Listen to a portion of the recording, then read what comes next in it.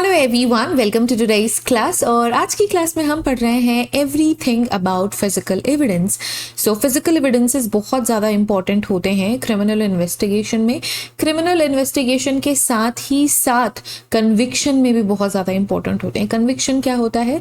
जब कभी किसी भी सस्पेक्ट को सज़ा मिलती है तो उसे हम कहते हैं कन्विक्शन। ठीक है, जब तक उसे सज़ा नहीं मिल रही है हम उसे क्रिमिनल नहीं कह सकते। ठीक है, क्योंकि ये प्रूव नहीं हुआ है कि क्राइम उसी ने ही किया है। जब तक प्रूव हो जाता है कि क्राइम उसी ने किया है तब हम उसे क्रिमिनल बोल सकते हैं आफ्टर कन्विक्शन। और प्रूव कैसे होता है? एविडेंस से। आपने बचपन से लेके अभी तक पता नहीं कितनी सारी मूवीज देखी होगी जिसमें आपने कोर्ट रूम ड्रामा देखा होगा, और उसमें ये ज़रूर बातें हुई होंगी कि सबूत आपको दिखाने होंगे। अगर जो लॉयर है वो कुछ कह रहा है तो जजेस या फिर जो दूसरी पार्टी का लॉयर होता है वो क्या कहता है कि आपको इसके सबूत देने होंगे। सो बिना सबूत के कोई भी चीज़ प्रूव नहीं करी जा सकती, ये तो हमें पता है। ये सबूत ही एविडेंसेस होते हैं। सबूत को ही हम इंग्लिश में एविडेंस कहते हैं। It is exactly same thing. और हम फिजिकल एविडेंस जब कहते हैं, फिजिकल एविडेंस का मतलब आप इसे देख सकते हो। ठीक है, कोई फिजिकल फॉर्म में एविडेंस को आप क्या कर सकते हो? देख सकते हो, सेंस कर सकते हो। इसे हम फिजिकल एविडेंस कहते हैं। नाउ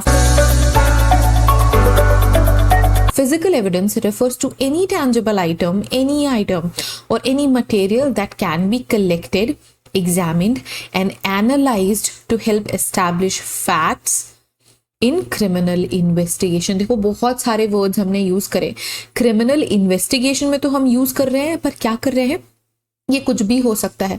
डिपेंड करता है कि क्राइम कहाँ पे हो रहा है, और क्राइम का कोई पर्टिकुलर लोकेशन नहीं होता है ना। आप ये नहीं बोल सकते कि ये क्राइम का लोकेशन हो सकता है, नहीं हो सकता है। कोई भी प्लेस हो, कोई भी लोकेशन हो, वहाँ पे क्राइम हो सकता है। ठीक है, तो वहाँ की जो भी चीज़ें, जो भी सराउंडिंग्स होती हैं, वो हर एक चीज़ एविडेंस बन सकती है। पोटेंशियल होता है कि वो एविडेंस में कन्वर्ट हो जाए।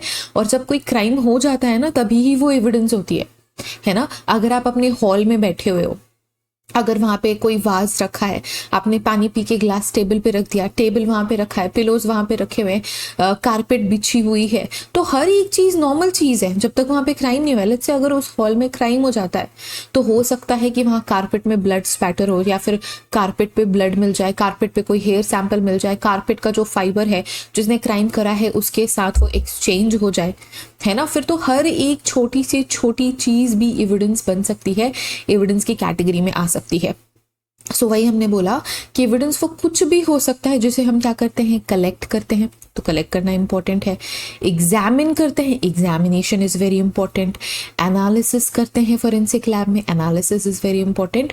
और उसके बेसिस पे आप जो कलेक्शन कर रहे हो, एग्जामिनेशन कर रहे हो, एनालिसिस कर रहे हो, रिपोर्ट बना रहे हो, उसके बेसिस पे आप क्या करोगे? फैक्ट्स को एस्टैब्लिश करोगे। किस तरीके के फैक्ट्स? जैसा कि मैंने बोला कि अगर आप हॉल में बैठे हो और वहाँ पे कोई क्राइम हो जाता है, लेट्स से कोई मर्डर हो जाता है, ओके, आप लेट्स से 3 फ्रेंड्स हो, ए, बी एंड सी। ठीक है, ए और बी के बीच ना किसी बात पे झगड़ा हो रखा है, मतलब काफ़ी सीरियस मैटर हो रखा है, कोई money matter, let's say money matter है। ओके, कोई मनी का मैटर है और आप सब तीनों एक ही घर पे रहते हो, एंड मनी का मैटर इतना बढ़ गया, बहसबाजी इतनी बढ़ गई कि बी ने ए को क्या कर दिया? वाज उठा के उसके सर पे मार दिया, और इंजरी इतनी ज़्यादा हो गई कि ए की डेथ हो गई। अब ये जो हॉल है ना जिसमें आप सब बैठे हो, वो क्या बन गया? क्राइम सीन बन गया। अब जो वाज है, जो बी ने ए के सर पे मारा, वो वाज बहुत ज़्यादा इंपॉर्टेंट एविडेंस है।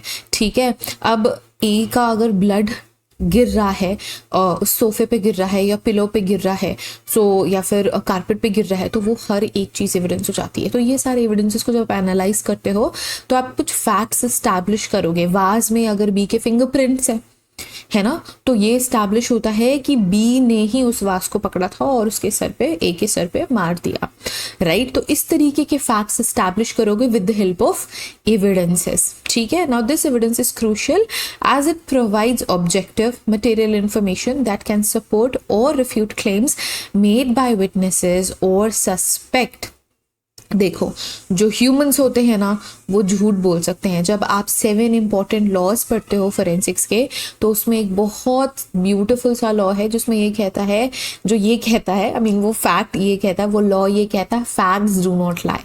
सो एविडेंसेस कभी झूठ नहीं बोलते। विटनेसेस झूठ बोल सकते हैं, सस्पेक्ट झूठ बोल सकते हैं, और सस्पेक्ट या विटनेस कोई क्लेम कर रहे हैं, है ना, तो वो क्लेम सही है या नहीं है, आप इन एविडेंसेस के बेसिस पे ही क्या करते हो, डिटरमिन करते हो। ठीक है, इस वजह से एविडेंसेस बहुत इंपॉर्टेंट हो जाते हैं, और हमारी कोर्ट भी एविडेंस मांगती है हमसे। ठीक है, next we have classification of evidence. So evidences को ना क्लासिफाई करना बहुत जरूरी है। जैसे कि मैंने बोला, हर एक चीज एविडेंस बन सकती है। जहां पे क्राइम हो गया तो वहां की तो हर एक चीज पॉसिबल एविडेंस ही है। इसी वजह से तो जैसे ही कोई क्राइम होता है, उस पूरे के पूरे एरिया को इमीडिएटली सील कर दिया जाता है, और कम से कम ह्यूमन इंटरवेंशंस हम चाहते हैं उस एरिया में, कि ह्यूमंस वहां पे कम से कम आए और जाएं, जिसकी वजह से जो एविडेंसेस हैं उनकी क्वालिटी इंटैक्ट रह सके, कोई भी छोटा सा छोटा पीस ऑफ एविडेंस मिस ना हो हमसे। ठीक है, to make optimum use of physical evidence, forensic scientist have tried to classify evidences in different ways on the basis of several different perspectives. देखो, अलग अलग पर्सपेक्टिव से ना आप एविडेंसेस को अलग अलग तरीके से क्लासिफाई कर सकते हो। ठीक है, तो हम डिफरेंट टाइप ऑफ क्लासिफिकेशंस देखेंगे। लीगल क्लासिफिकेशन भी अलग से पढ़ लेंगे ना। जो क्लासिफिकेशन है, डायरेक्ट उस पर ही मूव करते हैं। लीगल क्लासिफिकेशन की जो इंफॉर्मेशन है वो हम डिफरेंट वीडियो में डिस्कस करेंगे, जो लीगल क्लासिफिकेशन है। ओके, नाउ अब हम क्लासिफिकेशन किसके किसके बेसिस पे कर रहे हैं। सबसे पहला तो पॉइंट बनता है general nature of the evidence. उस एविडेंस का नेचर क्या है, सो उस एविडेंस के नेचर पे हम क्लासिफाई कर सकते हैं। Type of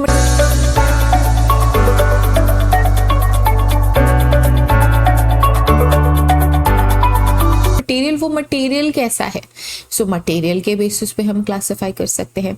the physical state of evidence, जब वो एविडेंस बना, क्योंकि क्राइम के पहले तो एविडेंस नहीं बना था ना, तो जब वो एविडेंस बना उस समय उसकी फिजिकल स्टेट क्या है। टाइप ऑफ क्राइम, किस तरीके के क्राइम में वो इन्वॉल्व हो गया, मतलब किस तरीके का क्राइम हुआ जिसकी वजह से वो एविडेंस बना। Type of question to be resolve, हमारे कौन कौन से क्वेश्चंस को रिजॉल्व करेगा। According to the way the evidence was produced, और किस तरीके से वो एविडेंस प्रोड्यूस हुआ है। According to the appropriate laboratory approach, और किस तरीके की एप्रोप्रिएट लेबोरेटरी अप्रोच हम रखेंगे। सो इस बेसिस पे हम क्लासिफाई कर सकते हैं। तो इस क्लासिफिकेशन को ना मैंने टेबल की फॉर्म में अरेंज कर दिया है फॉर बेटर अंडरस्टैंडिंग, ताकि आपको बहुत सारा कुछ ना पढ़ना पड़े, पागलों की तरह स्टेटमेंट्स ना पढ़ना पड़े, आपको स्मॉल स्टेटमेंट्स में सारी इंफॉर्मेशन मिल जाए।